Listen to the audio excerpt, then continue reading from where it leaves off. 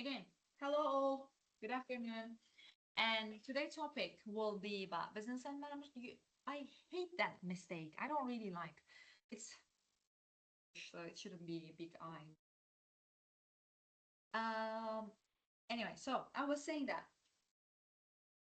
the reason why I decided to start this transition to professional life course with business and management because regardless of what job you are going to do, regardless of where you are going to work, okay, they all going to be they all consider as an organization. So that's why in this lecture, remember that we have more like an organization behavior. What are the point that we need to be careful while we are working in a community, in an organization, right? Remember that. And to aware, to understand, to remind and see our own behavior, attitude, and action. Right? Okay. So we're all clear. So that's why I thought it would be great to start with the business management leadership concept before we start to dig into that. And wait, I have another inquiry. Before business, organization, whatever we are going to learn in any courses, I realized most of the students, even me, when I was a bachelor degree, and even though I'm a business graduate, I wasn't really knowing the connection between the scientific inquiry, the knowing, the learning, the theory, the science, the hypothesis. We learned those sort of thing in the research methods course, and except that, I didn't even know that back more than 15 years, but still, I wasn't really aware why the science is. Why do we need science? Like, what is really the connection between the topic, any topic that we are learning, versus science? Especially if the topic that you are learning, the department is more like a, let's say, a practical way of doing it. That's why I was more like very far from the idea of the scientific inquiry. Okay, so I thought it would be great for all of us to start with the question of this.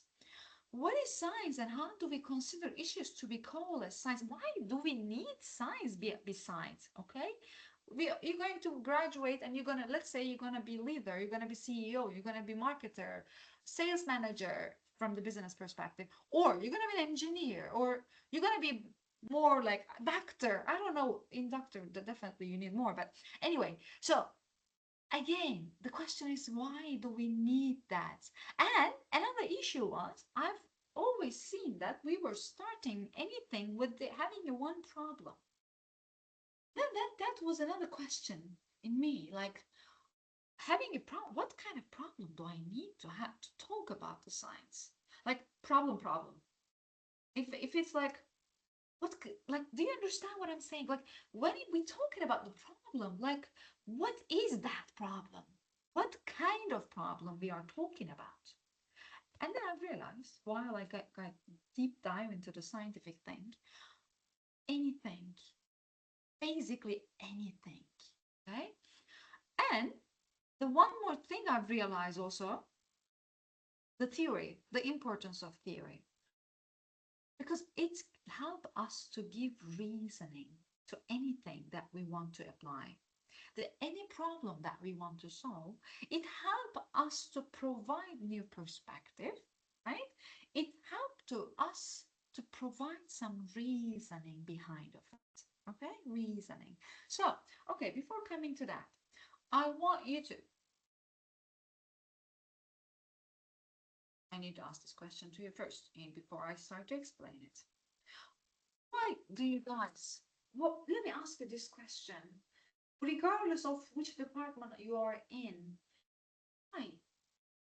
What is science? Why we need science?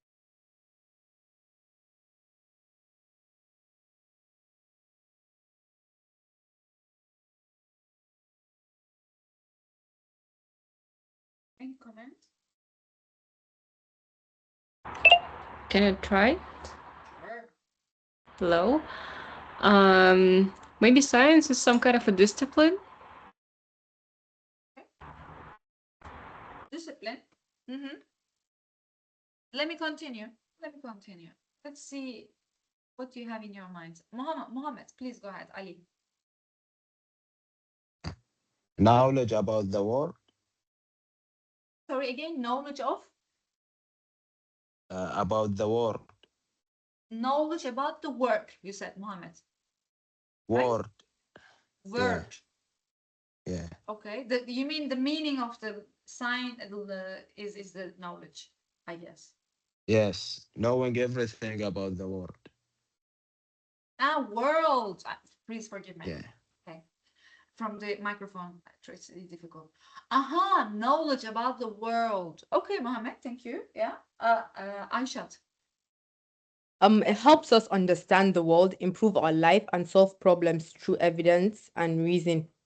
Okay. So Aishat, continue and adding more to explanation, right? So Mohammed started with the knowledge. Okay. Yes? Dara started. Okay, let's start from let's do our grading. Dara started with discipline, so we can integrate that word as a discipline under somewhere. Okay, we're going to add it. So Mohammed start with what? Knowledge, right? So we take that knowledge about the world, we said. Generic, okay, but still, it's true. And then Aisha continue, and she add to give some reasoning plus evidence. She mentioned the word of evidence. Okay, so we try to understand the world through knowledge plus with evidence. Good. That's a good start. Okay. So all of us come together and we try to provide the meaning of it, right? So let me just quickly see. It's interest of discovering. Mershad said interest of discovering. Yes, science help us to discover, but if we want to discover, we should have, yeah, we should have interest for sure, for sure. But this is beside the explanation. This is somewhere, yeah, but still, we need to have this curiosity to discover. Yes, to find answer, but not just by guessing, rather than aha, okay. Mariam said we try to find some answer, okay, from some certain question, but not just by guessing. Aha, okay. She's saying that doing making a prediction not enough, but we need to testify it. So she's actually telling us the one condition, which is testability. Good. And I shall give us another condition, which is evidence-based. So we call it empirical. Okay, so so far we already understand that we need to have these two dimension in order to call thing as a science. Okay, let's continue. What do we need more?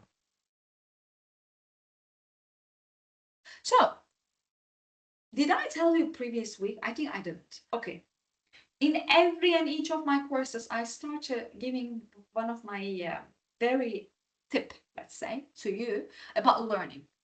If you want to learn things permanently, if you want to stock it, my suggestion, I have a very two basic, actually three suggestions to all of you. The first, etymology, the root of the word. So the etymology is here. We have Cynthia, Latin word, Cynthia. Cynthia meaning is the knowledge. So if you want anything new that you want to learn, please try to go and search where the root's coming from. Okay? Root of the word we're talking about. So that was the first one. Second one, keyword. Whatever you want to learn and conceptualize it, okay, in your mind, it's like a network, okay? Because our brain actually has a network in it. So if you want to contact those network, those items together, then we need to have some keywords. At the end of those keywords, we'll create those networks in order to help us to conceptualize the word. Okay? So, keywords. So today lecturing, okay, my suggestion to you at the end of today, please try to any courses, my suggestion to you. At the end of it, please try to have this discipline, let's say, since Dara says science is a discipline, right? So try to have this discipline. Please write down the keywords from today. At least if each courses, if you have that keyword at least, then you will know what we are talking about. You don't have to remember and memorize every single definition, but if you just have those keywords will help you to make permanently the knowledge, okay? Because we don't want only information. I believe you know the difference between information and knowledge, right? Information is raw. Knowledge is stored. You may be informed, but you may not be transformed that one to a knowledge. Okay? So I'm providing this information to you, and I want you to have this knowledge, to have this science at the end of it. Okay? So science, let's come back to our word. Of course, science itself, not only as a knowledge, but how we create that knowledge by integrating different aspects. And then we will call it as a science. Okay? Imagine if I provide you any information during the class, then if you process that information, you have that knowledge at the end. Imagine. And then if you have that knowledge, and if you add on this knowledge more methodological way, okay, while you try to comprehend, understand, to explain, okay, describe, plus forecast. Forecast, this is keyword again. Forecast, comprehend, explain, they are also keyword. Forecast, other version is predict. So scientific inquiries, issues should have the predictability of what? Of future references, of future issues. Okay, that's the purpose of it. Because if we do something just to solve our current problem, if you don't make this process again, done. You forget about it. But we wanted to make it more permanent, just like knowledge. So science will help us to do that. Okay? So we said that we forecast natural occurrences and fundamental law, underline them, fundamentals. So we have some background under. Okay? We have some background. We try to, in order to explain those and predict all those things, we need to have proper methodology. We need to test this methodology, right? But we have many different methodologies. So what are these conditions? Your friend said empirical evidence. Empirical evidence, observation, experiment, measurement, right? Those observations are made objectively and are repeatedly by others. What I said? Again, let's think about the keywords. We said empirical evidence. For empirical evidence, we want that it to be tested. One of your friends says testing, right? Mariam said testing, testifying. So, plus repeating, it says. So, what I told you, predict future. If you want to predict future, you need to replicate it.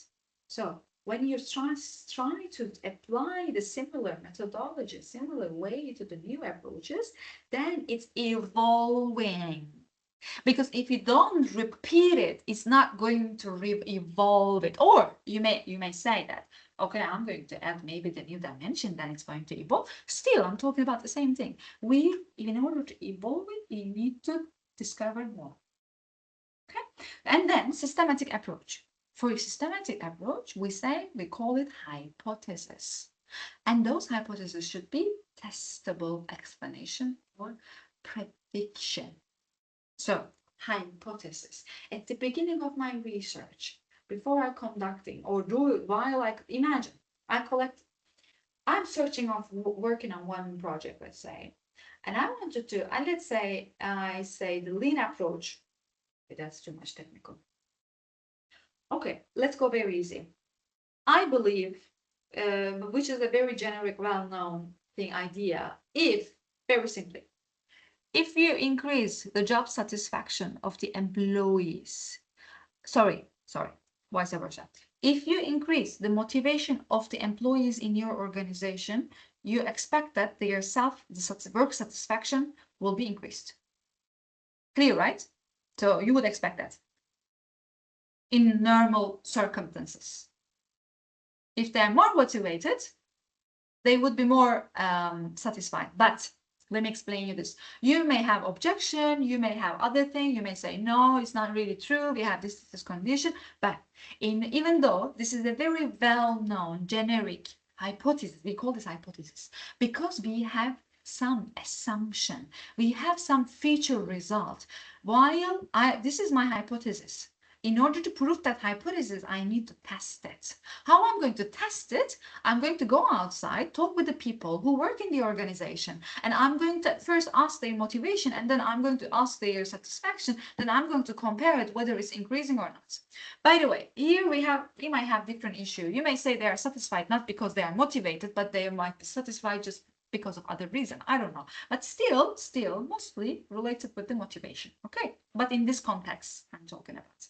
So in order to call something as an assumption, hypothesis, then we have to testify at the end of it. Okay, falsifiability, we know it, reproducibility, and many other. I'm not going to dive very deep into that topic. I know that our topic for this class is not this one, but I want you to reason. I want you to learn the reasoning of the situation. Okay, that's the way of systematic thinking procedures. Okay, that's why I start to lecturing with scientific inquiries. Why do we need those systematic approach? Because that systematic approach will actually help you to increase your systemic thinking, which is, what is it?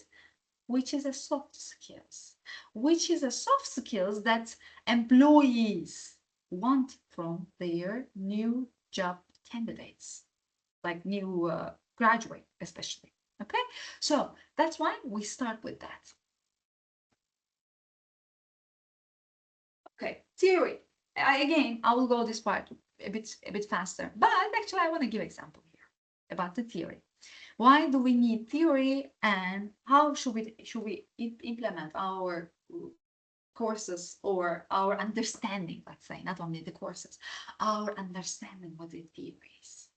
Okay, theory versus the reality, you may say, you may make comparison, but you will see how we are getting benefit from theory in order to talk about the reality. Now, I'll give you an example. The example might not be very moral, okay? But I've read that's in one of the book, so and I find it a bit more easy to remember. That's why I will give the same example. Okay, so guys, imagine a couple, they are married. Now I'm explaining the theory part. The couple, the woman, the husband, sorry, come home, started to come home lately, last 2 weeks, let's say the last 1 month, okay?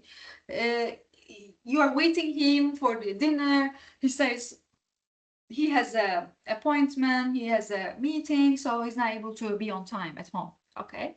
So he's coming frequently late to home. Another thing, you find perfume smell, but women perfume smell in his shirt. I don't know. Let's say in his shirt.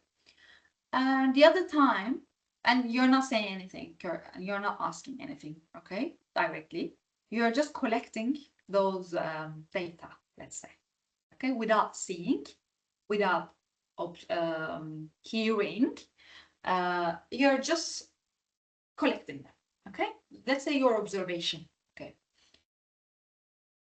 So third time, let's say, so one coming late, second perfume, third one was, if I'm not wrong, there was a hair, let's say.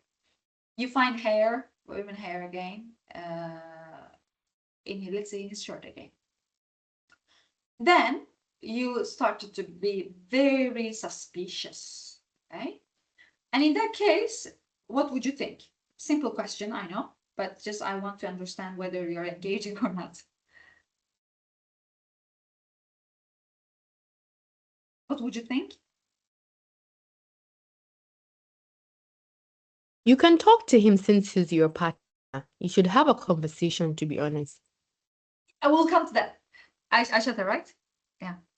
No, I can't see your name. Aishat, yes. Yes, infidelity. Yes, cheating. Yeah. You would think of cheating. Yeah. Of course, we will come to that one. Of course, you can talk, you can say, but the first thing will come to your mind is cheating. Okay, without asking. Okay, then you meet with your friends, and then you tell this story to your friends, and you say that I have a theory. The theory is he's cheating me. Okay, you start the sentences. I have a theory. Now, let's discuss whether this is a theory or not. Go ahead.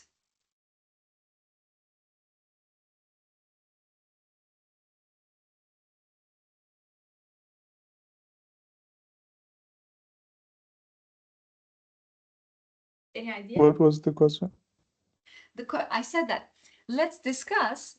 She said that after seeing all this thing, she says, I have a theory. He is cheating me. I'm asking you whether this is a theory or not.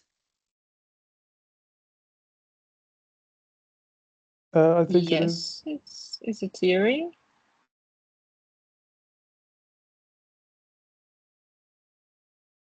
Or assumption, maybe. More like an assumption. Yes, more like an assumption. Actually, we can even say even we may say it's an hypothesis. Okay, assumption, more like an hypothesis, close to hypothesis. Okay, Taner, you were saying something, I guess. Taner. It's not a theory because she have evidence after all. It will be a hypothesis, I think. Again, She have evidence, so that's why that wouldn't be theory. That would be hypothesis. Okay, but for theory, she might still have evidence. Yeah, that's why it wouldn't be theory because she has evidence. Aha, you said, okay, now I understand. She has a theory, sorry, evidence. That's why that might be a, okay, I understand, theory. Okay, let's hear. Omid.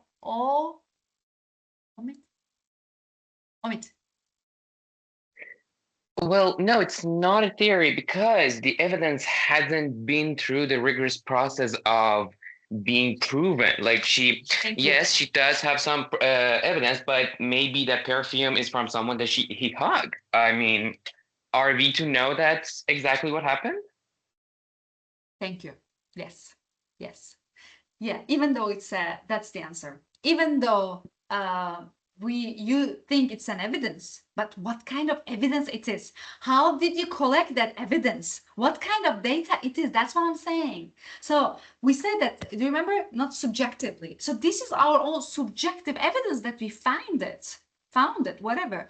But we need to see, because theories helping us to find the reality without really digging into making the research, without having like real, like first thing you may say, one of your friends Haishata said, he would just directly talk to him. Okay, that might be first thing that he's collecting, is trying to dig into it. This is a research, right? He did do some interview, let's say, with him to ask him what happening and plus. So, but he need to collect the data. Like this is not really showing the reality itself. So that's why we cannot call this as a theory. It's not a rigorous way to taking and collecting the data. It's not like the evidence itself is not what we need.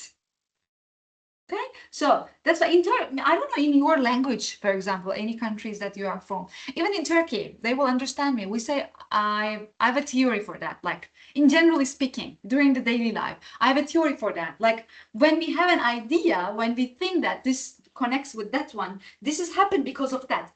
Maybe you using in your daily life. This happened because of this. I have a theory, because that's the reasoning. Do you see? Even in our daily life, we use it. But since the way we try to support it, the way we try to do it is not the appropriate way of creating theory itself. So also what we said, for theory, yes, evidence, but evidence is not also enough.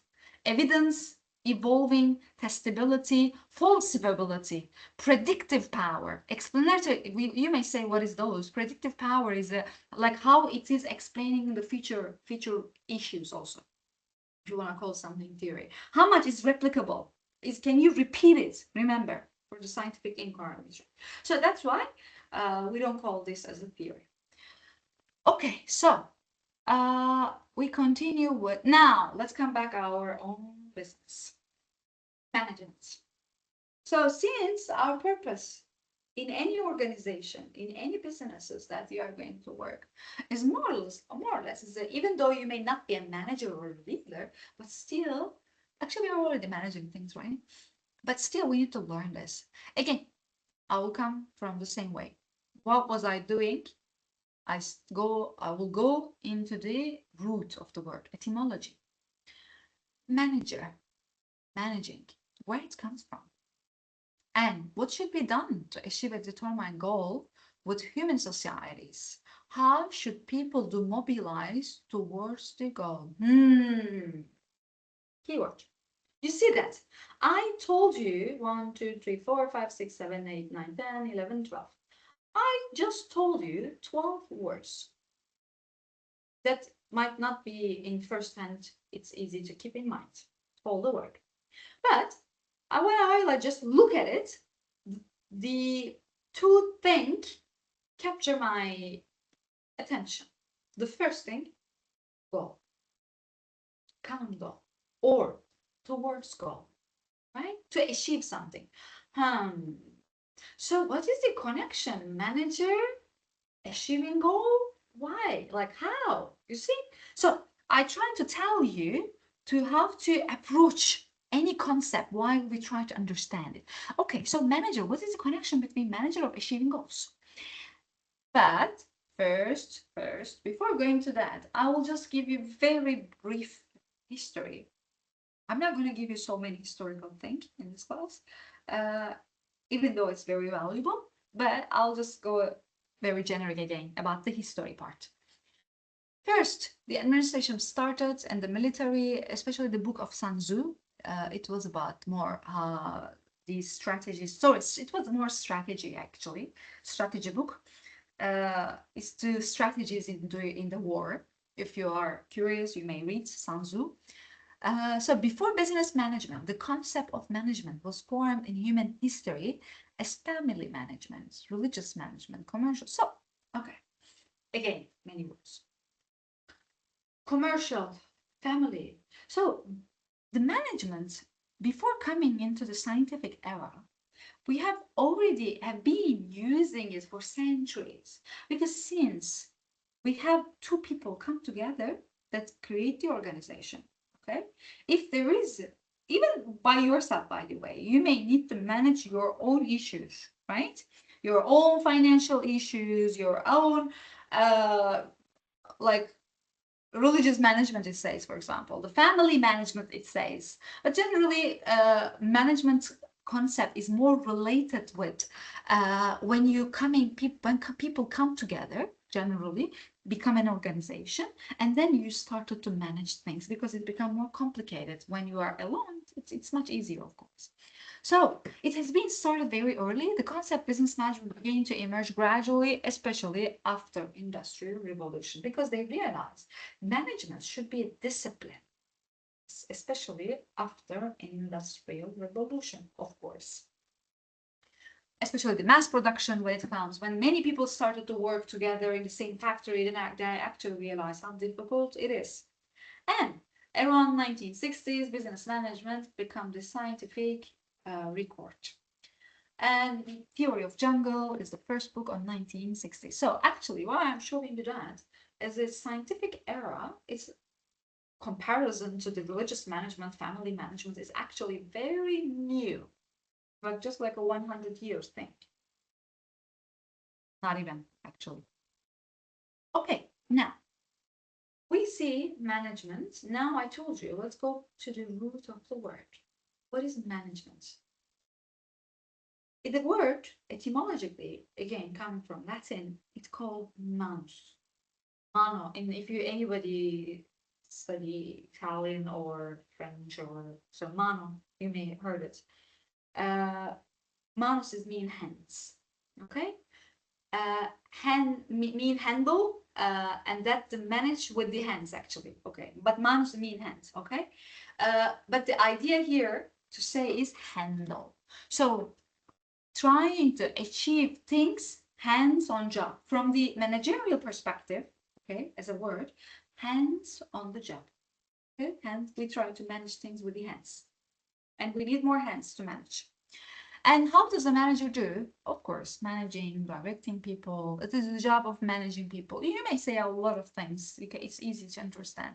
Improves the knowledge and individual skills and abilities. We will learn about this. How? A person whose goal has been achieved by, you see? The person whose goal achieved by the others. So, manager has a goal, but it's generally those manager is representative of one organization. So he's achieving the goal through others within a group. The person who has only one person among them is also, so at least like one people we need. And manager mean decision making. If we want to manage things, we have to decide. In one day, if I'm not wrong, every single human being giving 5,000 decisions in a day, if I'm not wrong, I think 5,000. So it's quite a lot, right? But what I'm going to wear today, what I'm going to eat today, which bus I'm going to take it. Should I take the bus or you see, like in daily life, actually, how much we're going to give decision. Carrier tip.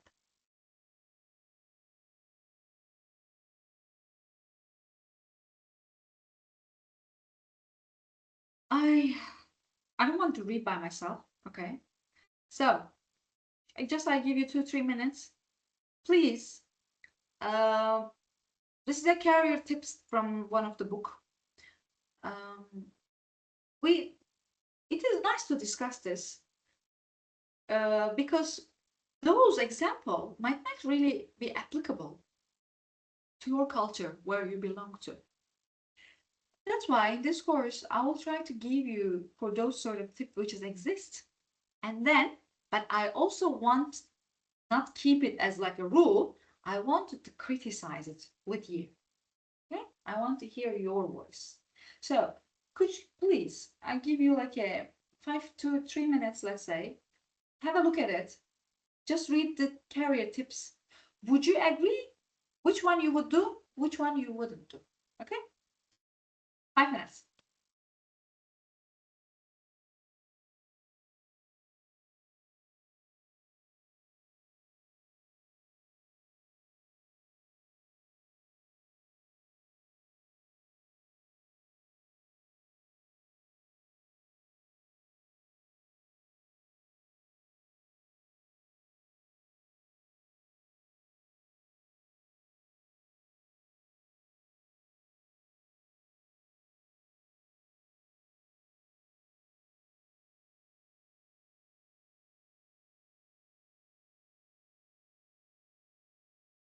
Yes, Sarah. We have to read only the bullet points, right? Yeah, bullet points. At the moment. Then I can I start or should we wait a little? Yeah. Well, you start by the time the others can continue reading. Yeah. So I can start, right? Did I understand it right? Yeah, sure. Okay. Please. I have a question about actually the second and the third points. Because how old is this tips? I can see that it's 2007, right? Yeah, it is. I agree. That's why go ahead. That's why I said consciously I put that. Yeah, because for example, the second one and the third one are feeling like so out of time. They're like not feeling like they're not used much for nowadays. Okay, yeah, go ahead. But that consciously I'm telling you this actually. Please go ahead. Yeah. Because for example, the first one, the fourth one, I think, and the fifth one are still useful and still are used very like as very popular. But volunteer for committees, chair a committee, sponsor a workshop, etc., etc., etc. It's sounds weird for me. It's kind of about being active, as I understand. Like in events, maybe something outside of work, not only work related and everything, like community and everything.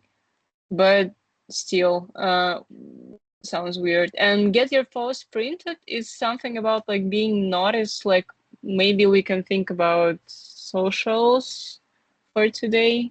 Probably, I'm not sure, but still, sounds weird. Okay, okay, Dara. Okay. By the way, Dara, for your comment, I'll continue with Kristen. Just give me a second. For second bullet point, volunteer for committees, workshops. Actually, it is still working, by the way. And it is one of the corporate company in Turkey. I know it from my not colleague, but some friends, let's say. Like it is very common to have like, they have a book, not book, yeah, book club.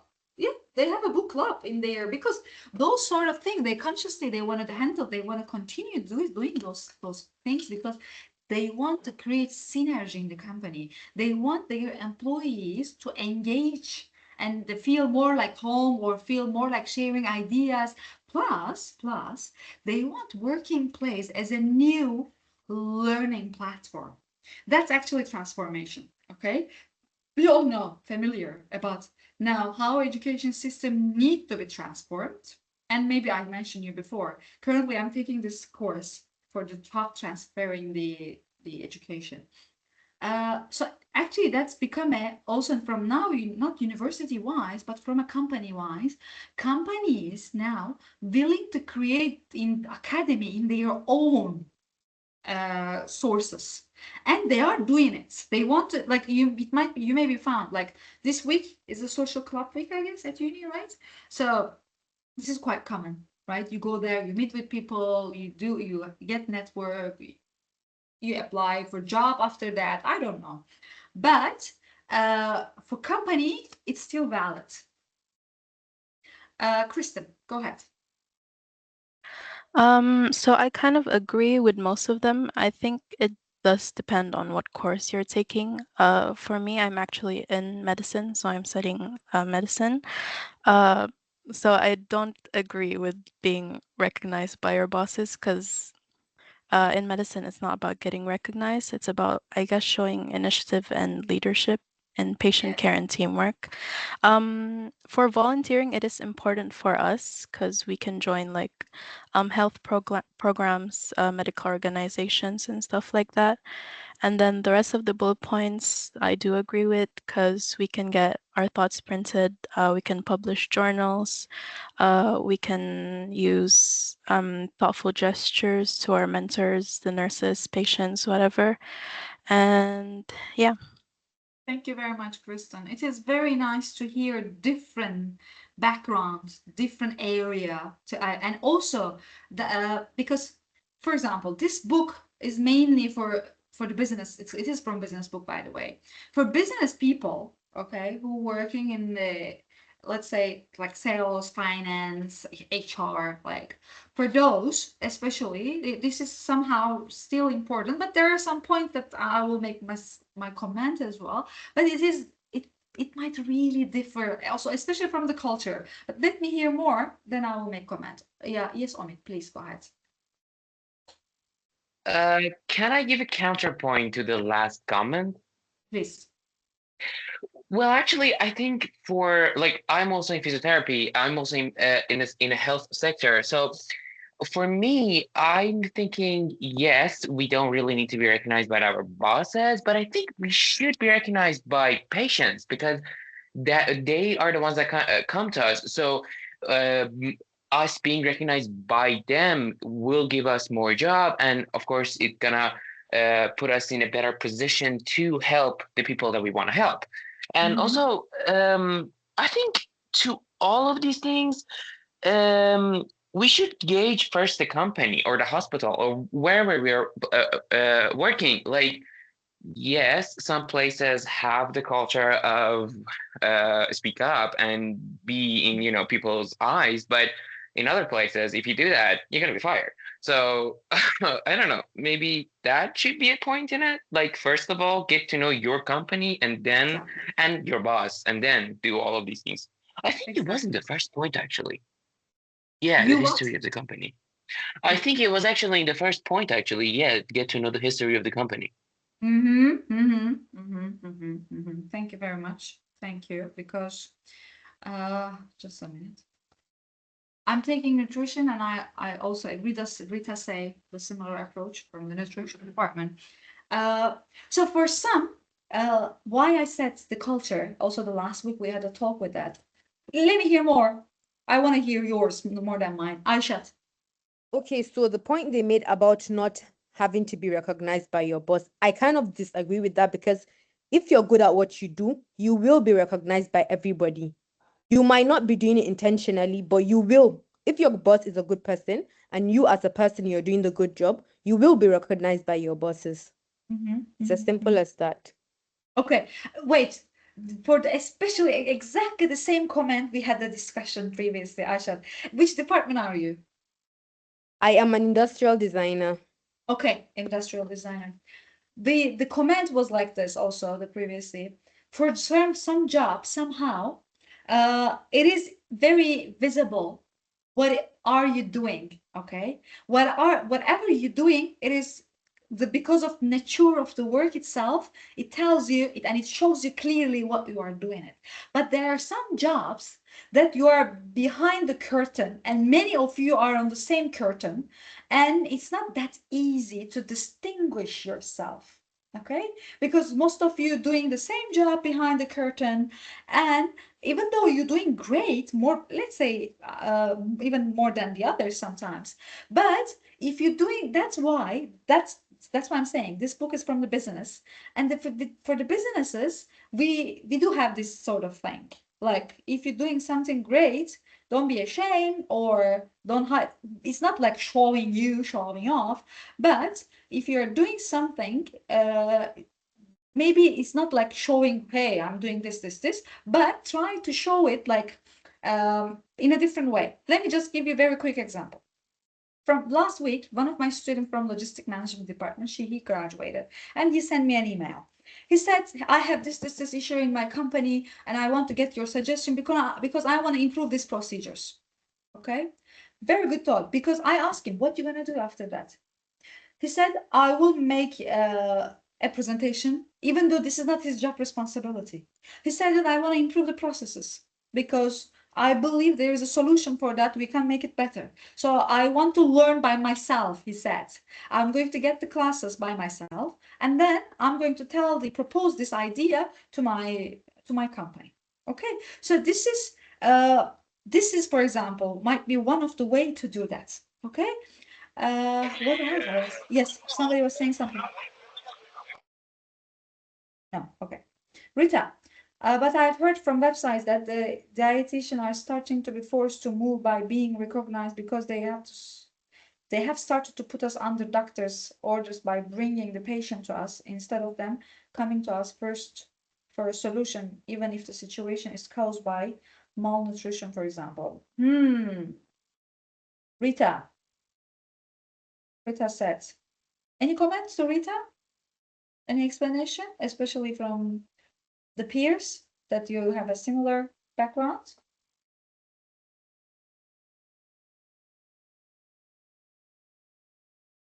To move by being recognized. Okay, Rita. Okay, that's actually another strategical issue, unfortunately. Being forced to move. Look, there will be, Rita, there will be always, whatever the job is, wherever the location, wherever the culture is. Unfortunately, we don't have really perfect fit to any situation. Unfortunately, we're going to see some extra thing that we don't really expect it. Even though you do your best, this sort of things is happening. That's very conditional, we call, okay?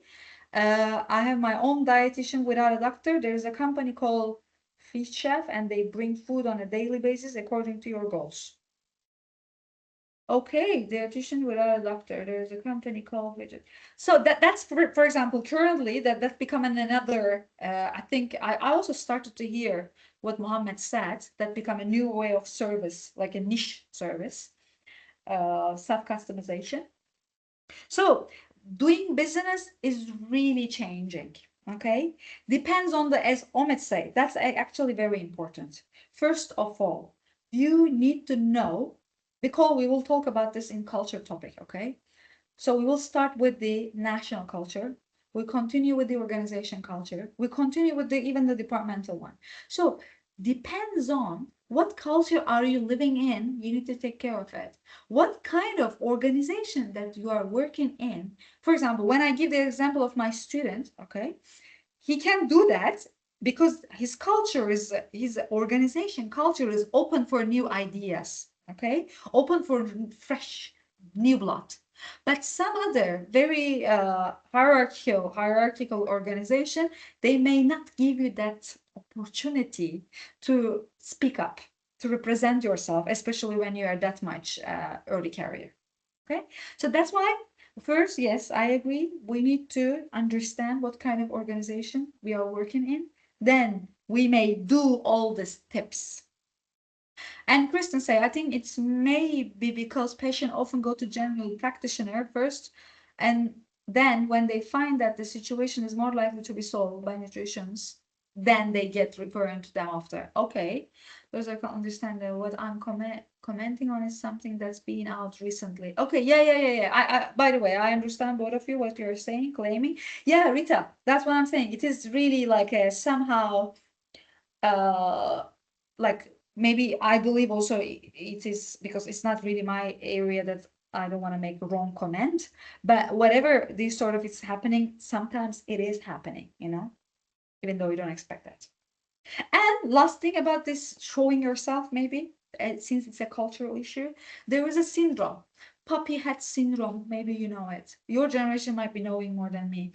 I've come across this when I was in UK, and I've learned it there. For our culture, because we are a masculine culture, masculine me who are the, especially we want to see people who are successful. We appreciate who are really successful. Not only us, most of the middle countries, they are more, we call them masculine country. But instead, Western countries, not all of them, they have more like a feminine, which means they more value the well-being, more like a, instead of being too much ambitious, let's say. So, and I've actually experienced it. I've realized how well-being is very important in UK. Plus, this puppy hand syndrome mean the people, especially this is common in high school, the people who are showing themselves too much, speaking up, like talking everywhere, being a super leader, they call them puppy hands, not those, but they don't like those people because the others, how to say, anybody know this terminology? Puppy hand syndrome, puppy head? Unfortunately, no, I never heard about it.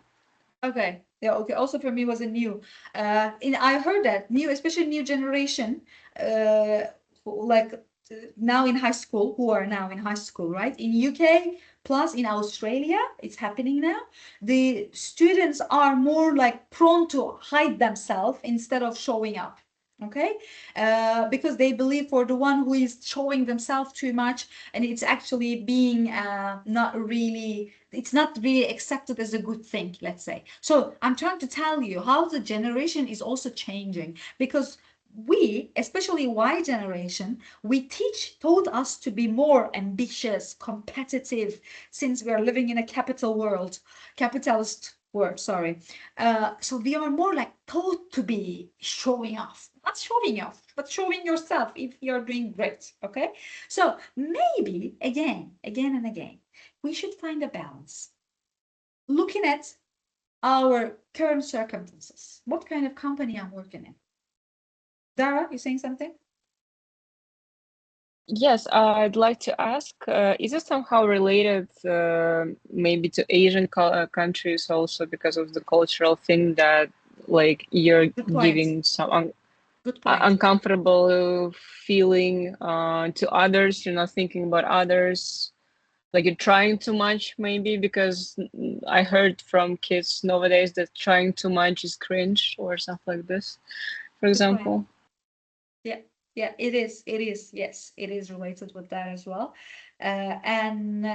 But in Asia, it's a bit different context. That puppy hand syndrome is even with not really many. I'm not really sure, by the way, whether it exists currently in Asia, but I'm pretty sure now it's in Australia and UK. It's a very well-known thing. But in Asia, it's because of the culture. Culture doesn't really like too much that showing off, or because they also I believe connects with the, for them also hierarchy is very important, so it's related with respect as well, especially for China, I know. But yeah, it is plus, Lara, it is related with the bullying. Last years, bullying become very popular, unfortunately, and they realize how students' psychological health is being affected by bullying to their peers. I believe that's another issue why they really take care of it. They really be cautious about what they are doing. So especially new generation, they are coming. They try to be aware of to all these sort of things. Okay, so those are some of the tips that you may try or you may not try. Okay, but these are like we can consider as a suggestion. Now let's go to business now. Okay, we start with yes, Dara, go ahead. Yeah, I'm sorry for interrupting you. I just wanted to ask you about get your post printed. I didn't really get this point. Sure. Can you explain it a little bit? Sure.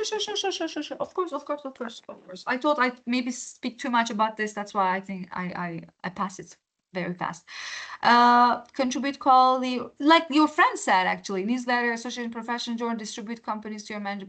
Like, do you remember Kristen? She said that she's from medicine, right? Kristen, medicine department, and okay. So, especially for their area, they already, while do you do write some articles already, right, Kristen? Even though you are working, you don't have to be working at the university. As far as I know, all the doctors, even though they are like, they don't work for university, but they still do publication, for example. They still, because since they have a real observation, they have a real patient, so they conduct the research on them and then they publish it. This is at least what I know. So for those, you may like what you could do. That might be innovative. Another, even though actually it's not really old thing to do that. Some depends on the culture of the organization that you're working. Okay, they have their own posters, like own area where they share the announcements, where they share some awareness thing. Imagine, okay, you want to be a green factory, sustainability issue, probably you may be familiar. So you want to get the attention, or not the attention, but you want to do something really, let's say, to make your organization greener, let's say, okay? You put some tips, you draw something, you provide your idea, or you can give some suggestion to all the colleagues. Hey guys, like, this is just an example, by the way, I just remember now. I mean, so you imagine you put those posters in the company, so you get the attention. So you try to encourage people to not waste it, to separate their waste, for example, in the company, to not use a lot of paper, okay, to not use the plastic cup, okay. Like this is just an example, for example. So you may do like those sort of thing to on behalf of, for the goodwill, okay, for the community. So that might be an example for that. So use thoughtful gestures to build bridges, raising your visible. Okay, we talk about this one, for example. For our culture, I mean, we are thankful, but comparison to UK, we are not. I can easily say that. They are thanking to each other thousands times in a day, even though you just do something little. That was, even to me, was a bit like different. They appraise a lot. They think a lot, but this is again, their culture is like this. In the healthcare system, we do lots of research about diseases so they can share information for people to get. Yes, Kristen. Yes, thank you for the comment. So for those, you may have some objection. Previous lecture, they said in Middle Eastern culture, if you do that too much, people would understand in a different way. In Turkish culture, again, too much thinking might be perceived as a weird. Okay, like I'm talking about working place, by the way. Okay, of course, it is very nice to think, to be appreciate. Be ready to share a story about your accomplishment without bragging. Be prepared to wave your accomplishment. That's another thing. Yeah, might be. Again, in different contexts, might be applicable, but it depends on the culture. Let's come back to business now. By the way, I don't like to add so many words in the syllabuses, sorry. PPTs normally. However, you're going to use them as a resource to study. That's why I keep them like a long sentences, okay?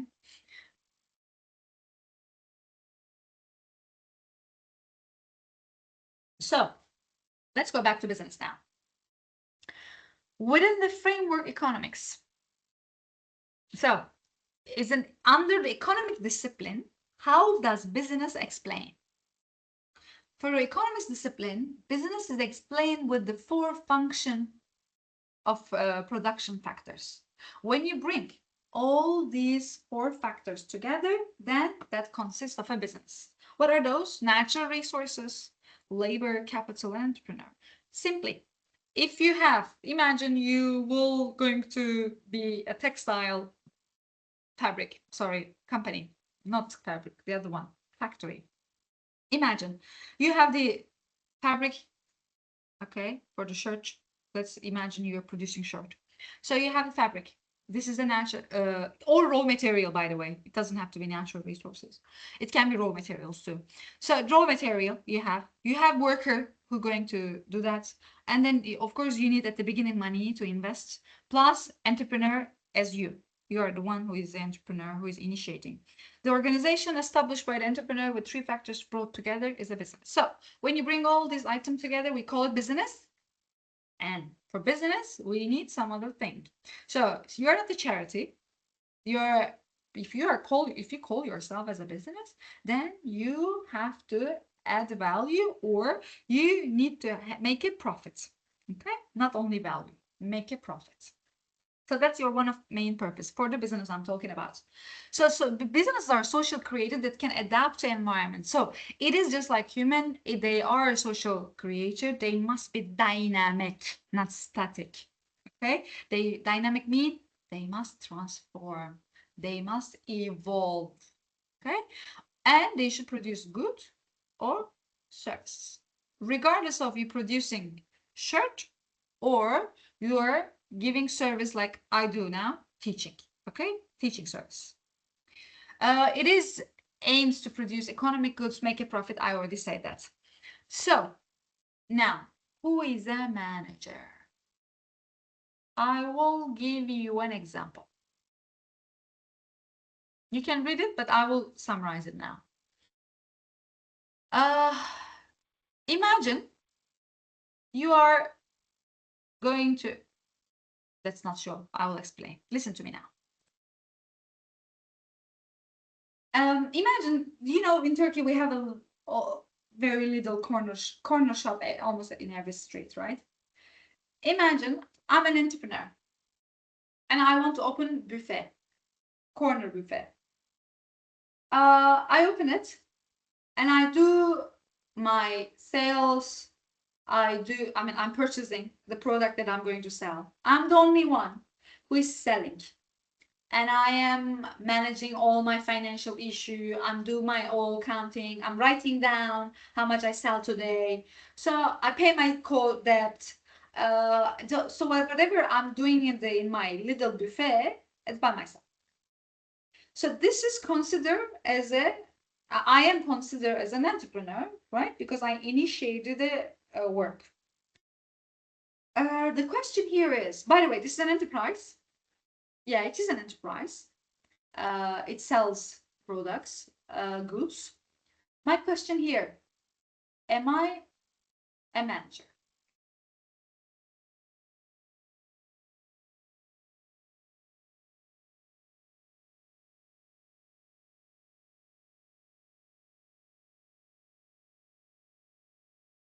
Any comments?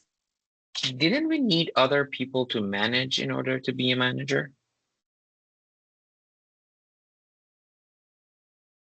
I shut. Omid, I will come to you. I didn't get the question, Ajat. Ajat, I said that this little buffet, I'm doing everything. I'm doing selling, buying, purchasing, okay?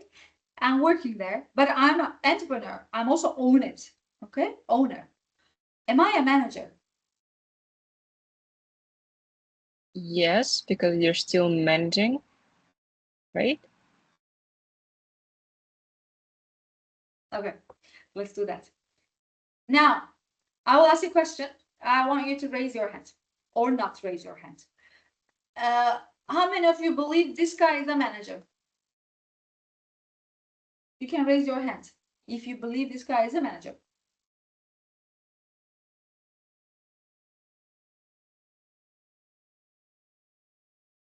Okay. Okay, 5. Now, second question.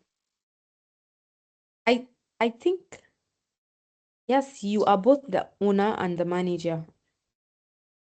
Okay, Aishata. How many of you think this guy is not a manager?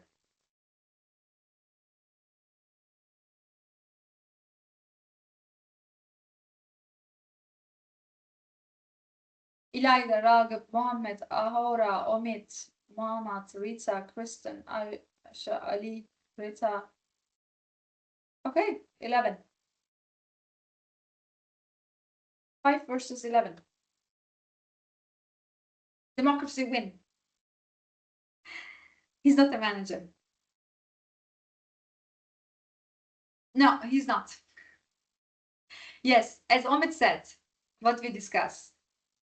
Remember in manager explanation, even if you have one person working with you, under you, or that you managing him. İlayda, go ahead. You want to say something? No, it got stuck like that. I didn't do it. Okay, it's okay. No worries. No worries. Rita, I think you also forgot. Is it? Maimana says something.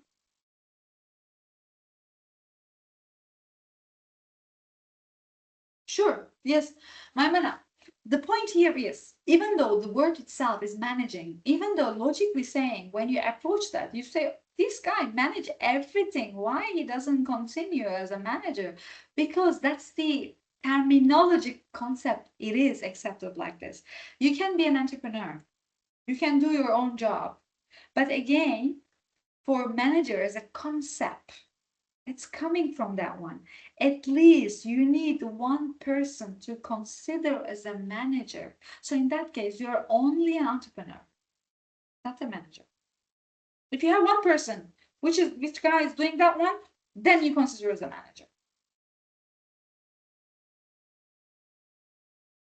So we need more people to be called as a manager. Employed by the others, do you see? And do you remember the explanation I gave you? The goal achieved through others. We need others to achieve our goals. Or company goals, not our goals already, only. Company goals. Okay, I will give you a break. Somebody come. So, how many minutes? Let's say 16:38, 16:48, 50. 50. Let's meet in 10 to 5. Okay, let's do like this. 10 to 5. Okay. Is it 8 minutes? No, not 8 minutes, more than 8 minutes. Okay. like 12, 13 minutes, something like this. Okay, see you. I'll come.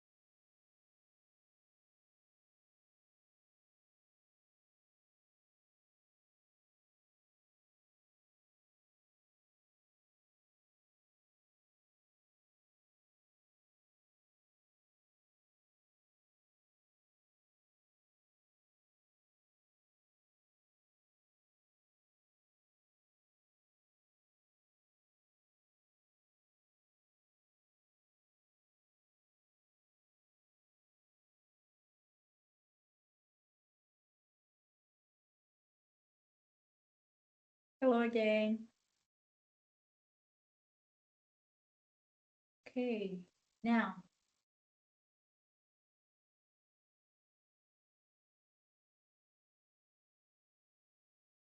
after talking about management, manager, difference between entrepreneur and manager, now we're going to see again, like generally speaking, I'm going to tell you some main function which is considered as a main functions of the management, which is starting with the planning in any organization. I'm calling organization because after this, I will explain you the difference between the business and an organization. And here, that's why I call organization actually.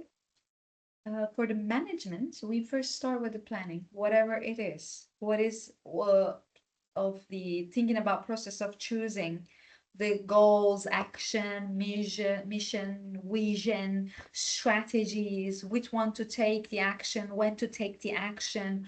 So at the beginning of it, or resources even, do we have enough resource to plan things, right?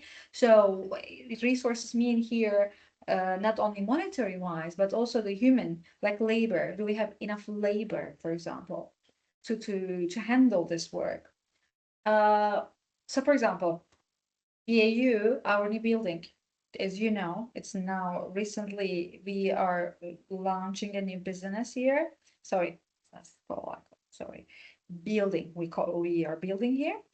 And they told us it is expected to be ready in this month, in 2 weeks actually. That was their plan, because they make this plan according to, they said, okay, we have this amount of labor, we are going to invest this amount of money, and if everything goes right, we are going to finish it. So that's a planning procedures, right? But however, I've just learned today it is going to be open on May. So probably, and I've learned why it happened, even though those they have enough labor at the beginning, but for some reason that some laborers need to do left. So then it become not enough resources to finish the complete the operation. Okay. So planning, we start with that, and then organizing the process of establishing worker relationship, they work together to achieve their goals together, right? I mean, you know, all these generic words, the meaning, but as I said, I try to make it more like the quickest part at least. So leading to involves vision, energizing employees, inspiring, motivating. So leading, it should be familiar to you, because leading is the word leader that we're going to discuss in a minute. So management function, one of the function actually is leading, even though, however, we're going to see how not every manager is actually not a leader, okay? Even though it's a function, but not everybody, of course, is a leader. Staffing, recruiting, selecting employees for position, so hiring, and of course controlling, so monitoring, evaluating, checking the processes, whether it's going right or not, trying to provide the feedback, okay? So that is the functions, well-known functions of the management. Okay, now, as I said, leader and manager, they are different things. Steve Jobs. Steve Jobs has some comment for this, because management is about persuading people to do things. Yes. So again, remember what managers do. They are achieving the goals through the others. So you know that you need to accomplish this work, because that's the manager position tell you to do it. So that's a position. Manager is a position, but leader, there is no leader position. Okay, you may say, you may see in the title, this lead, blah, blah, lead, but that's another thing. Being a leader, it's something more informally, more sophisticated meaning it has. So they do not want to do. Management is persuading people to do things, while leadership is about inspiring people to do things. Again, let's go back to keyword. I've never forget that. Whenever I hear the word of leader, the words inspire comes to my mind.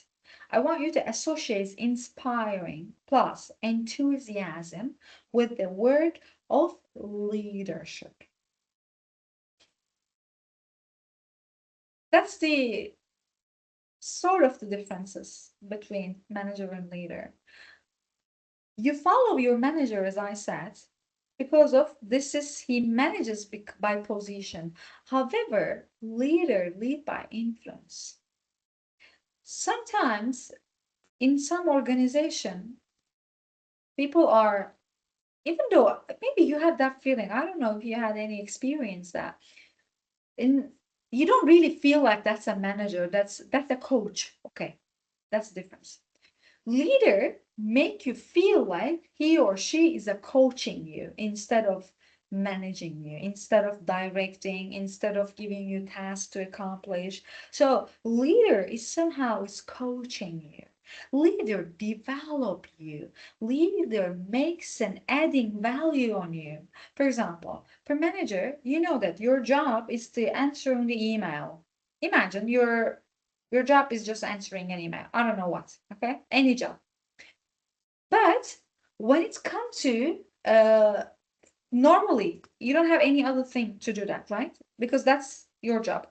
Plus, in the same organization, those company, or especially your leader, tells you, okay, if you want to improve yourself, take this course, read this book, or try to guide you, okay? Try to give you some ideas, some suggestions to help you, to inspire you, to push you to go up, okay? To find your potential. Maybe you don't even realize it. School teacher. I do believe the effect of school teacher in our whole life, like especially primary school teacher, because some of them, even though you don't have courage to show, to realize your talent, but there's some leader, I call them leader. There are some leader teachers, they really find this uniqueness on you. They find your competence, something different on you, and they tell you, look, you are talented on this. You are not aware of it, but you have that. You know what that happened? That changed your life. That really changed your life. I have seen it on many people, that how it affected. So develops coach, leader, because they want you to be successful. And they call we instead of saying as a manager, I inspire enthusiasm, have incredible it doesn't have to be. They don't have to have an incredible success, by the way. But yeah, you feel more collectivist, you feel more belonging. That also affect your commitment to a company, because company need committed employees.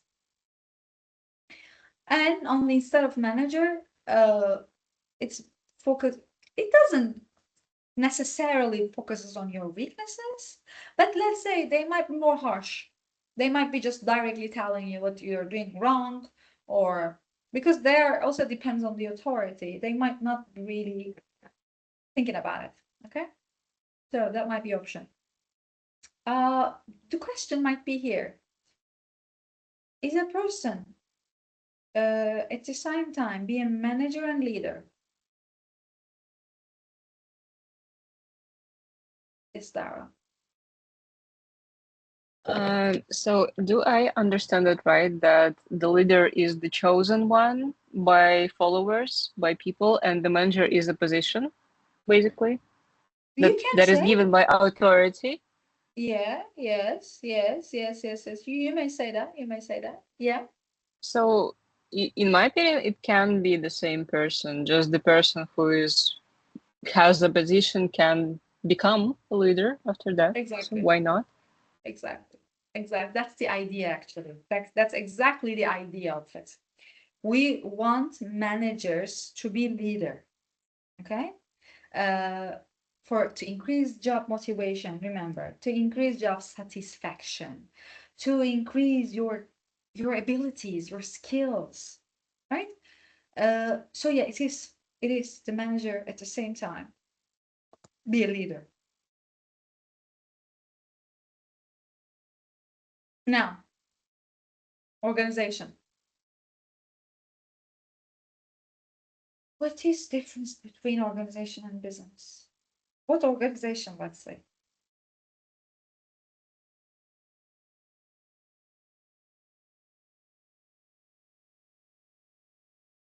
Yes, Sarah. Maybe difference between organization and business is inside, like the business is always getting profit, at least like theoretical, always getting profit, and organization cannot get any profit. It can be,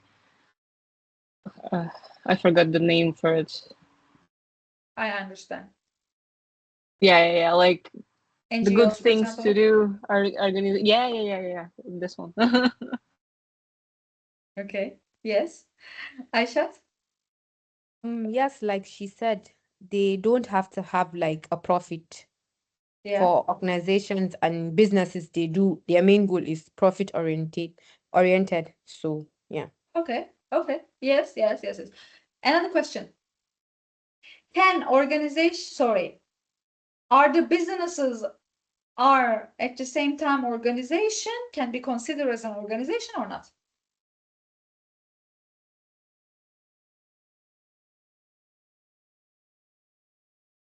Yes, probably because it's organized. Omid? Let's hear Omid. Well, I mean, like for example, someone that does a business, but it's only them, and they're doing it in a way that it's not organized, as in a structure, a hierarchy, or something like that. You could say that a business also could not be or organization. Like, yeah, that way. Aishat, let me hear you first. Okay, so I want to say something. So I think a business is an organization, but an organization is not always a business. Good. Yes, that's the answer. Exactly. Every business at the same time consider as an organization, but not every organization is a business, of course, as you know.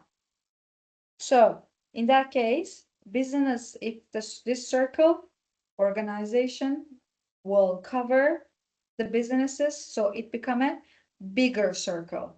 This is the bigger circle, and this is the smaller circle, which is including organization covering the business. Yes, that's the answer. Now, okay. Like a business, we say the similar thing. They are social creator, right? Again, they are dynamic. They have their own culture. They have their own abilities, own norm, values, tradition. Like this course, transition to professional life. We are an organization now. Okay, what makes us organization? First of all, we are some people, more than one people, okay, one person. We come together, but we come together for a purpose. So in order to call something, some gathering, let's say, as an organization, we have to have a purpose. We should share similar, like, or more or less. We don't have to exactly share the same goal, by the way. You might have a different purpose of taking this course. Common goal. We can say common goal, yes. We do have common goals, like basic common goals, but on more, when we go more deep into that, you might have, like, some of you believe that was convenient, some of you believe, but at the end of it, let's say at the end of it, we have a learning outcome in our syllabus. So as we all agree, you and me together, parties, we agree on the one syllabus. That's our agreement between us. Okay, We are an organization now. We are a social creature. We are dynamic. We have to have this dynamism, because even though we are not allowed to change the syllabus very frequently, I mean, not allowed to, it's not really nice to change it, but still we are revising our content. We are revising. I might change some syllabuses during the week before the classes. I might see some news on you see? So this is dynamic organization. So it has its own information processes, decision making. So we have our own way of learning capabilities, right? So we do online learning.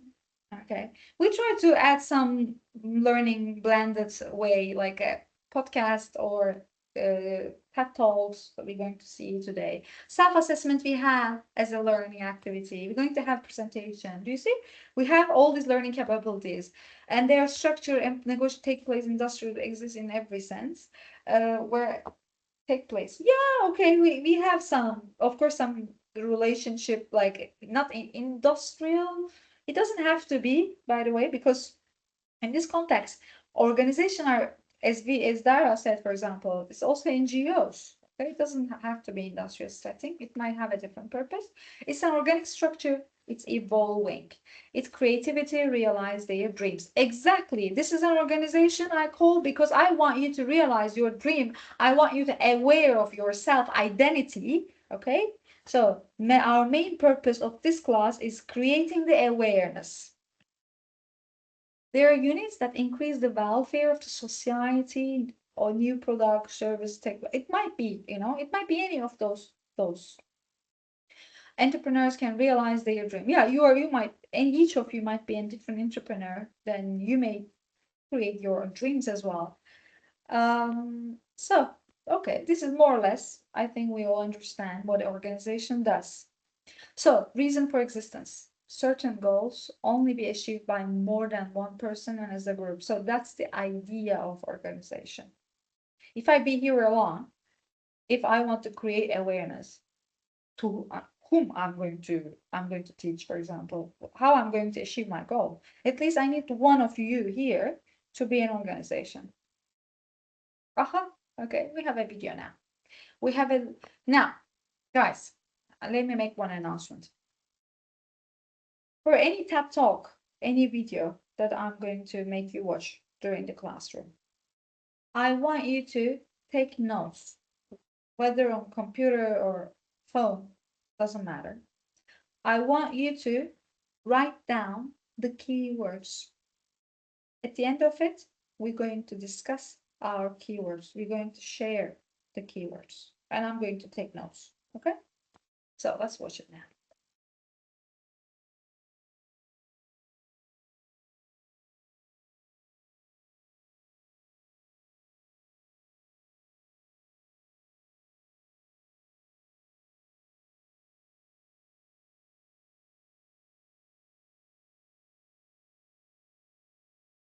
Yeah. Sorry, I'm waiting this thing to open.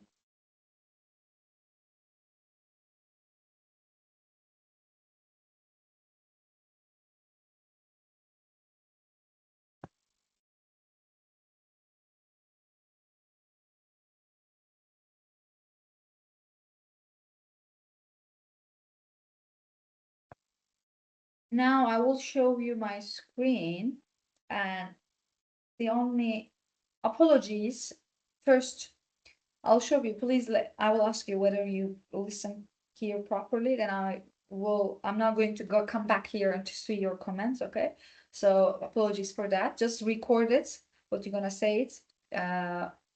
After we finish it, we're going to discuss it, and please write down the keywords at the end of it. Okay. You're going to write down your keywords on the chat box at the end of the video. So let me share my screen now.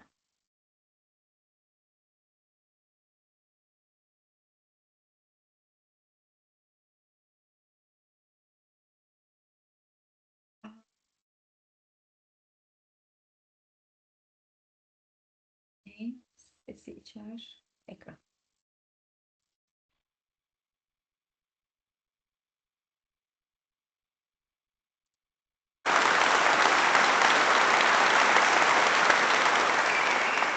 My name is Hamza. and there's 3 things that you should know about me. 1, I was born in 1987. 2, I love hip. Can you hear it?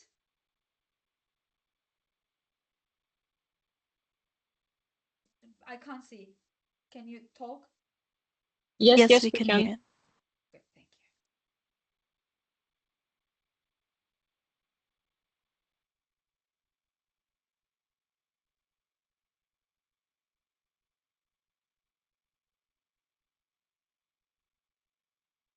you. Hop. And 3, I'm a horrible boss. I'm a horrible boss because I used to be a horrible employee.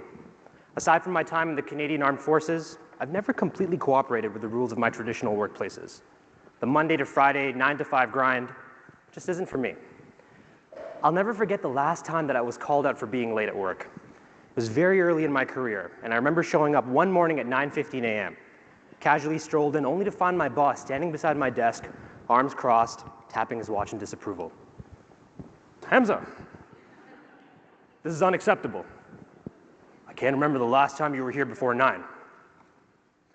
Well, damn. Good morning to you too, sir. Did I miss anything? Now, of course, I knew that I hadn't. I'd been connected to my work in a dozen different ways. Checked my calendar the night before. I'd been on my email all morning. I had my notifications on. Facebook, Twitter, WhatsApp, or internal messaging system. If my clients or my team wanted to get a hold of me, they would have already done so. And that's when my boss hit me with this. Hamza, the stock market opened 15 minutes ago. What did my work have to do with the stock market? This was a marketing agency. I was doing graphic design. I saw what was happening. I was being sacrificed at the altar of office discipline. So I asked a rhetorical question. Did something happen that I should know about? And of course, I knew nothing had happened. I'd been on Twitter all morning, and I looked at the trending topics, and the only thing newsworthy was Kanye West and Kim Kardashian attending a Jay-Z concert the night before. And that's when my boss hit me with this. Hamza, you being late is bad for morale. It looks like you aren't pulling your weight around here. Ooh, that one stung. That one hurt. And that's the moment I decided to quit. The insinuation that I wasn't producing because I wasn't physically tethered to my desk was a bit too much for my pride. Anyone who knows me knows that I'm highly productive. I'm a consummate team player. But apparently I didn't look the part. So rather than go out with a dramatic bang, I left with a little bit of a sneaky whimper. For my last 2 weeks on the job, I would show up early, show up every morning at 8:55 a.m., and I would sit at my desk and do one thing and one thing only. I marathon movies. Yeah. Naturally, I started with The Godfather, great place to start. I made my way over to Star Wars. And what marathon would be complete without The Lord of the Rings? Extended version, of course. Now, every day I would leave at 5 p.m. I'd pass by his desk at 5 p.m. and he'd go like this, Hamza, great job. I literally sat there for 8 hours and I watched movies. I did nothing, but that was enough for my boss. And I swore from that moment onwards, I'd never be managed again. And managers have tried and managers have failed. They've had to modify their management strategies and approaches with me. And it's left me wrestling with the following paradox. Organizations that are growing and achieving scale require management. However, people, myself, yourself, don't like to be managed. Which begs the question, can millennials be managed? Or better yet, should millennials be managed? Now, I mentioned that I was born in 1987, and that situates me firmly within Generation Y. Critics of my generation have been quick to dismiss me as many things. Entitled, lazy, disloyal, unmotivated, selfish. And considering that I quit my job over the fact that I couldn't show up 15 minutes late every single day, I suppose you could say some of those stereotypes are true. But here's the thing. Generation Y now accounts for more than 50% of the global workforce, but we're built for tomorrow's workplace. Because we grew up in an increasingly flat and connected world, we're that much more resourceful, innovative, entrepreneurial, nimble, dexterous, agile. I've got buzzwords for days, y'all. How we work and why we work is fundamentally out of sync with the expectations of the traditional workplace. For instance, I don't just have one employer. I have a portfolio of work. I don't just have one specialization. I have many of them. I don't stay at one place for very long. I do tours of duty. I don't need an office. I'm connected to my work anywhere that I can get Wi-Fi. So why is it that so many of us are still being managed like we work in factories? Now, if you trace back the echoes of this particular configuration of workplaces far back enough, you might actually, well, end up in factories. The Industrial Revolution.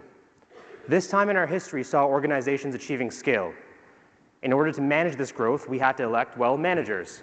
In fact, the entire 8-hour workday has its roots in this time. Social reformer Robert Owen proposed that we divide our work into 3 equal parts, or our day, rather, into 3 equal parts. 8 hours for work, 8 hours for recreation, 8 hours for rest, as a way to wrestle back work-life balance, because at that time, we were experiencing a rather adversarial relationship with our employers. By the early 1900s, management had become widely accepted, and by the mid-20th century, we began, for better or for worse, to perfect management. We began to develop theories about it. And one such theorist by the name of Peter Drucker began to notice something. He began to notice something that was a bit of a paradigm shift. He saw that we were moving away from the mere production of goods and the provision of advanced services to the use and manipulation of information. He coined the phrase knowledge work. He said, the most valuable asset of a 21st century institution, whether business or non-business, will be its knowledge workers and their productivity. And so what we need is a new managerial contract. Because when you consider that when all of the value in an organization walks out of the door each evening, the old command and control mindset is not going to work anymore. The existing model doesn't make any sense. It does not make sense for creative agencies. It does not make sense for startups. It does not make sense for think tanks. It does not make sense for publications. It does not make sense for anywhere where the next generation is trying to do creative work, entrepreneurial work, or information-based work. And so why are we doing this? Well, because of tradition. And tradition is easy. Tradition is comforting. Tradition is ultimately limiting. It stifles innovation. It's doing things because that's the way it's always been done. But let me tell you, doing things because that's the way it's always been done is a horrible, horrible reason to continue doing anything. And so it behooves managers of the next generation to develop a focus on management with a distinctly theory Y approach. In order to understand and appreciate theory Y, you first have to understand and appreciate theory X. Theory X assumes a lot of things. It assumes that employees are lazy, that they avoid work, and that they actually dislike work. It's kind of like when your parents assigned you tasks or chores when you were younger, do the lawn, do the dishes, and you'd rather be doing other things. Theory Y assumes the complete opposite. Theory Y assumes that employees are ambitious, that they're self-motivated, that they exercise self-control, and that they actually enjoy their physical and mental duties. And that given the proper conditions, an employer operating within a Theory Y framework can actually help their employees achieve the most elusive part of Maslow's hierarchy of needs, that little point at the top of the triangle, self-actualization. But that's all given the proper conditions. So what do those proper conditions look like? Well, let me tell you about how I run my ships. I start from a place of 100% trust. I provide my teams with their areas of responsibility. They have their goals, they have their deadlines. And I assume that they're here for the right reason and that they want to work and that they will do good work. I provide them with space, physical and otherwise. Now, we have an office, yes. You're not physically expected to be there. You can work from the office, you can work from home, you can be in Bermuda with your shorts on for all I care. As long as work is getting done on time and to a high degree of quality, why is there any need for me to actually track your hours? It's dehumanizing, it's degrading.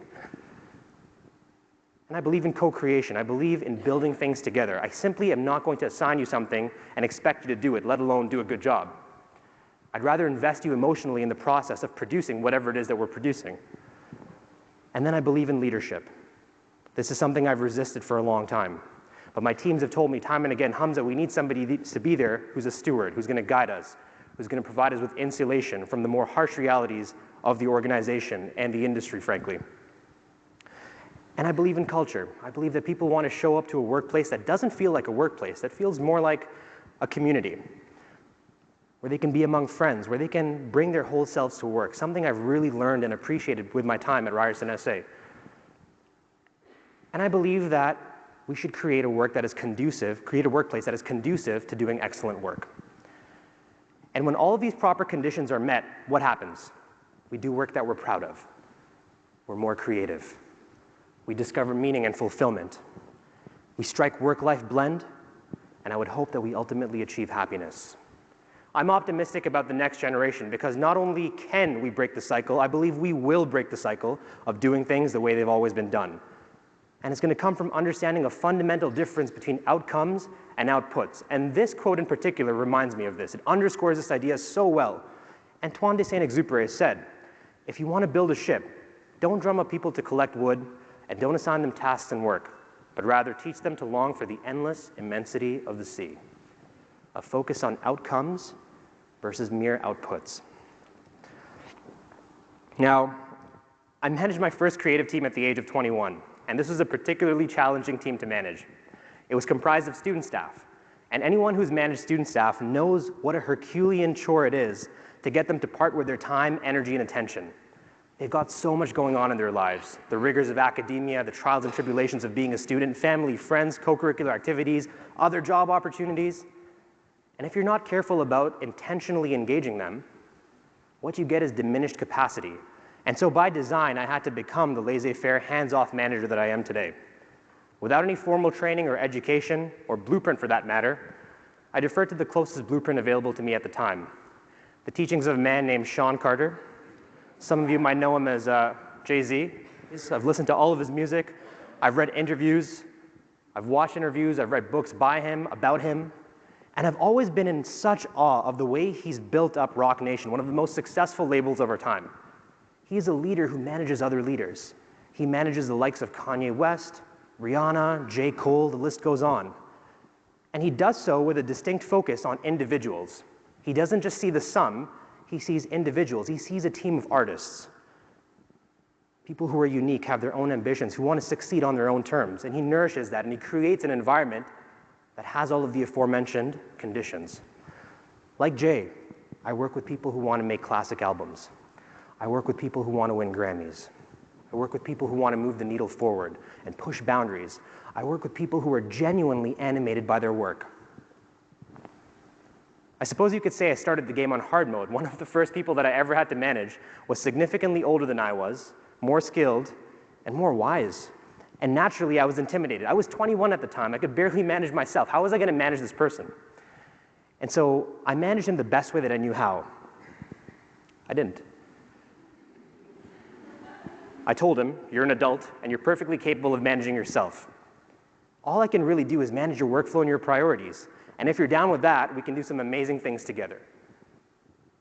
And that gave me the wind in my sails to manage my next creative team. At the age of 24, at Ryerson University, I managed a student team that was significantly larger than my first team. In fact, it was so large, I don't remember a single meeting where we were all physically present. I sometimes had to do the same meeting twice or 3 times, and each time there were disembodied heads around the table, dialing in via FaceTime and Google Hangout. And it was around this time that I really had to embrace the use of technology to foster a sense of community and collaboration. And at 28, nothing has really changed. I'm now managing full-time staff, and I'm managing them the exact same way that I manage my part-time staff, my student staff. It's by recognizing their unique behaviors and expectations, and not just meeting them halfway, meeting them all the way, modifying the way I work to fit them versus the other way around. Now, you're wondering, has it worked? Hamza, this seems too good to be true. It's some sort of utopian workplace. I mean, it's not without its bumps, but yes, it does work. I'm on my 5th creative team now. People that have worked for me, rather with me, have graduated on to work at places that are reputable organizations, large agencies, leading publications, media companies. We've won regional and national awards. And on the agency front, we've worked with clients off the jump that some agencies don't pursue until 4, 5, 10 years down the road. So yes, it does work. But how does it work, Hamza? How did this all happen? Well, with a lot of training, a lot of support, and a lot of guidance from Jigaman. Like Jay, I raised the bar. I believe that if you want to do your best work, if you want your team to do their best work, you have to bring out the best in yourself. To bring out the best in your team, you have to bring out the best in yourself. I don't stand behind my team and say, go. I stand in front of them and say, let's go. I believe that you have to go to bat for your team. When people work with you, they want to know that they're working with somebody that has their back, that's going to go to bat for them no matter what. I provide training and mentorship. I believe that if you're not learning, you're stagnating, and so I'm always on my team's case to develop personally, professionally, and academically. And even if they outgrow my wisdom, and even if they outgrow what it is that I can provide them, I don't get territorial about that. I push them in the right direction. I help them seek other mentors and other opportunities to grow. And I provide them with time, space, and resources. I believe that your best work happens when a manager isn't breathing down your neck. And I provide stretch projects. These are these big, audacious projects that scare you, that push you outside of your comfort zone. And I believe that's where the real growth happens, outside of your comfort zone. That's where the real magic happens. And last but not least, I get out of the way. Once I've empowered and motivated these teams, I take a step back and watch them take flight. And one particular quote from J. Cole about his mentor, Jay-Z, really helps to underscore that. Jay never compromised or interfered with my creative process. There was never a point when he was like, I need to come in and play Big Brother and show you how to do this. He let me figure it out, and it feels better to win like that. Now, I want you all to do something for me. I want you to think about a leader in your life. A manager, a coach, a teacher, a friend, family member, somebody who would call you for advice, somebody who would call you tonight and ask you for a favor. They want your help with a project, a task, something. Would you do it for them? Yes, you would. Would you give them your best effort? Absolutely. In fact, I think you'd go above and beyond the call of duty for them. Why? Because there's something about your relationship with this person that has put you in the right headspace to deliver. Something about them, something about you and them that has put you in the proper conditions conducive to doing excellent work. And now let's revisit the management paradox one more time. Growing organizations require management, but people don't like to be managed. So I ask, what is the role of management for the next generation? If organizations existed in the execution era to produce goods and to achieve scale, and if they existed in the expertise era to provide advanced services, why do they exist now? Why did they exist in 2015? Why will they continue to exist? I argue that they exist to provide complete and meaningful experiences, not just for the end user, not just for the customers, but for you as well, for me, for the teams. And so I argue that we're in a brand new era altogether, the end of management and a refocus on leadership at every level. And so what is the role of management for the next generation? Absolutely nothing. How are we going to break out of this catch-22? How will we dismantle this paradox? How will we stop doing things the way they've always been done? We're just going to stop managing altogether. And I suppose in this way, yes, I am a horrible boss. I'm a horrible boss because I'm not a boss at all. I'm just a friend, I'm a mentor, I'm a comrade, I'm a resource, I'm a cheerleader, and I'm a coach. And coaches don't play ball. They motivate and empower their teams to win championships, and then they take a step back and watch them do it. And so I challenge each and every one of you, everyone who is privileged enough to manage the next generation, please don't manage, lead. Because you manage things, and you lead people. Thank you.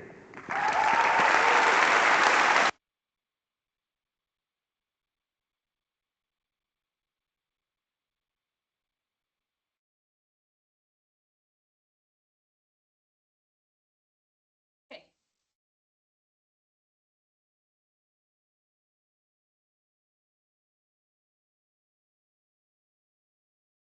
Start.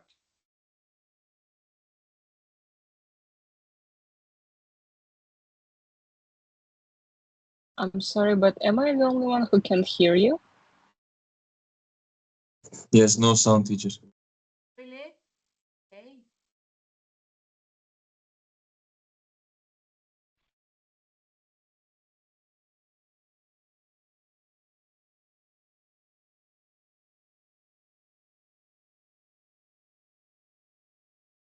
Can't hear me now. Hi. Now you can hear me? Yes, but very low.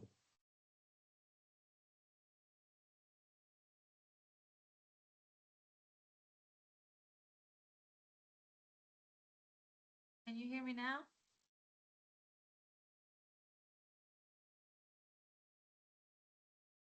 No? Allah Allah. Aç canım. Very low. Can you hear me? Açıyorum mıydı? Is it very far, you said? Hi. Allah.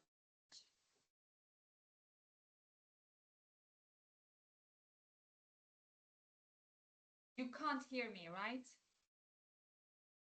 Now I can hear you. It's better now. It is better. Okay. Maybe I should speak a bit loudly. Okay, I will scream out.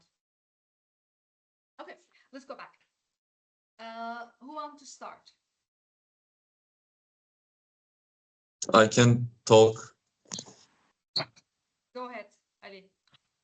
Okay, so I think like one of the biggest points of the talk was leadership and management, just like we talked in the lesson. But one of the things that stood up to me was he's making a point on wanting to deliver rather than having to deliver for employees. He says, I think that if employees want to deliver because they respect and like their managers, it is better than having to deliver just because of orders, I think. Okay. Okay. Sharing. Dara, please go ahead. It's actually really fun that he was talking a lot about laissez-faire, which is leadership model that is basically based on letting employees do what they want to do, like managing themselves without managing them, without micromanagement and everything. But this is not the only one model that can be working, and there is 12 of those models, I believe. Well, model again. Which model? He was talking about laissez-faire a lot and propagating it, but there is 12 of those leadership models, if I'm not wrong. Even more. Yeah, so it's actually really fun for me to hear that he was talking only about one, and that's only one leadership model is good for the next generation. So would you suggest the other leadership style if yes, which one, for example? As I know, there is no such case when only one leadership model is used. There is a mix of them, depending on the situations and the urgency of the tasks and everything. Also, the size of the companies too. But he was talking only about one, and so much that I was like, is it some kind of like propaganda or not? I'm not sure about it. Okay. I understand now. Thanks for approaching critically as well. I always suggest you to do that, please. Yeah, the point here is since he's pushing, he's really giving value of being creative, also because his work, it's really related with what he's doing, what kind of job you're doing it. Like, you can't really apply every single work to the same model. Like, if you don't know what you exactly going to do, that's way of like laissez-faire is less fair. Is not really the perfect way to do that, for example. So in some positions you may really need to manage people, but the main idea what I like from him, since especially the new generation, they want to be more like they want them to be creative at the same time. So if you put them in a box, then they might lose their creativity. So he was pushing it, and he being also the thing that he was mentioning about the leadership style, like, sorry, leadership features. I believe those were the point that also we should capture. Let me hear most of you, the other as well. You can text or write. Sorry, talk. I prefer talking, of course, but I would be also okay if you writing it.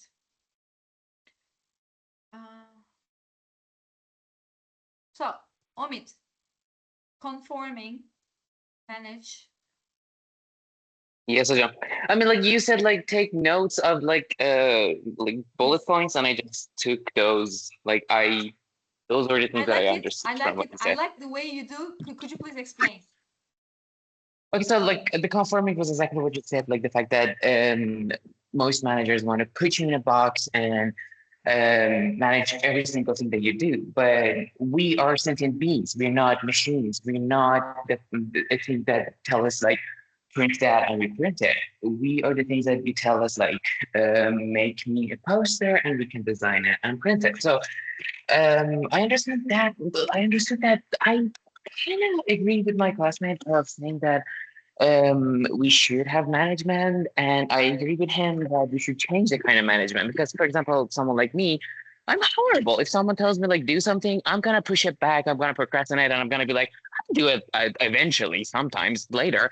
But like, what I need is someone tell me like do this and in that time, and I'll do it. Like I do it my own way. And also, what I took from him is that the things that they say like people are lazy. We're not lazy like the new generation. It's the principle of least effort. It's something that says that living beings tend to spend the least amount of energy for the same goal. So if the old times people had to do a lot of legwork to get their objective, in a new generation, we don't have to do that because we have a lot of new resources that we can use. So it's not that we're lazy. It's not just we have better ways to do it, you know?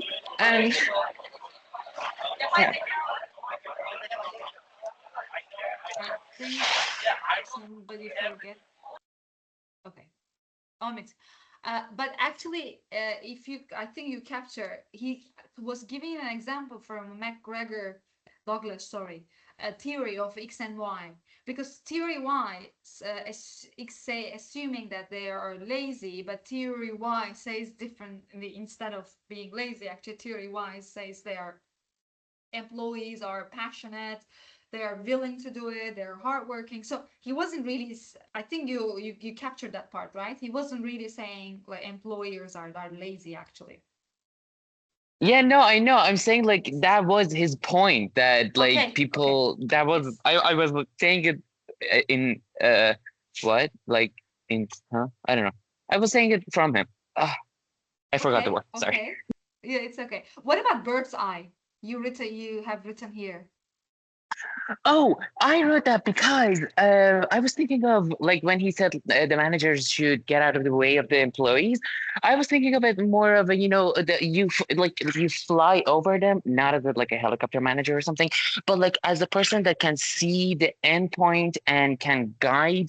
Like in rally, like you need someone sitting beside you and like point at the directions, but like you're the one driving. So it's like they have the view, but you are the one actually in the ground and doing what you're doing. Okay.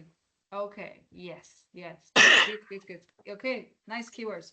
What about 888? Oh, that was the working hours. That does it really work? Like Yeah, that point. Okay. Yeah. yeah. Okay, I remember. Good. Thank you, Amit. Uh, so we continued. Kristen, his leadership style was more focused on empowering rather than controlling. Yeah, that's true. That's the one of the leadership, let's say, purpose feature. Mohammed, focus on outcome versus outputs. A leadership should lead with emotion and optimism over authority. Don't be a selfish manager. Break the cycle of outdated tradition. Motivate and empower your people. Yes. Management, empowerment, leadership, culture, workplace, building trust. Lal Azras mentioned. Aishat, people-centered management, productivity, empathy, collaboration, vision, innovation, inspiration, communication, leadership versus management. Good. Ali, employees wanting to work out of respect versus having to work on orders. Hands-free management, being a leader. Okay. Good that you have say your keywords as well. And also, like some of the comments that your friend made it about those, some of them was an objection, some of them was like a criticizing. So would you, uh, how do you think, like how much is applicable to your discipline, for example? Because I don't really know all the disciplines here. To your discipline, is it really applicable, feasible? Um, how would you guide me also.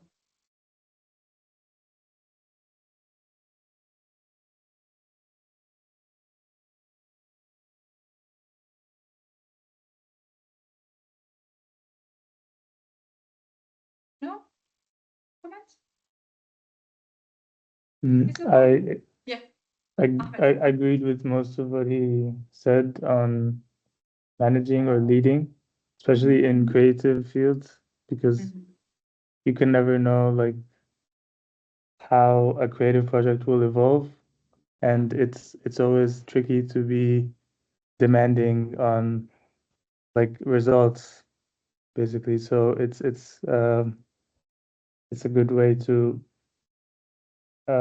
give creative flexibility, I guess. Thank you, Ahmed. Which department are you, Ahmed? BCD, the visual communication design. Okay, visual communication design. Okay, thank you. Like for example, some of the engineer last time mentioned it's not really applicable for their area. They said previously their working environment. But I think if it's like a computer engineering, especially now after COVID, they work still hybrid, like 2 days they work at home, 3 days. 3 at home, 2 in the work. Yes, Dara.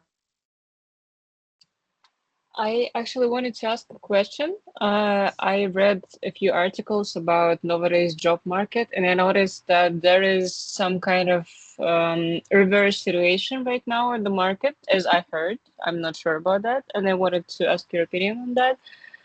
That a lot of big companies are bringing back their online and remote workers like hysterically. A lot of companies are doing that right now, and they're trying to get back to normal kind of 9 to 5 work and everything. I wanted to ask, why is it happening? Since there's like everyone agreed on remote work and everything, why?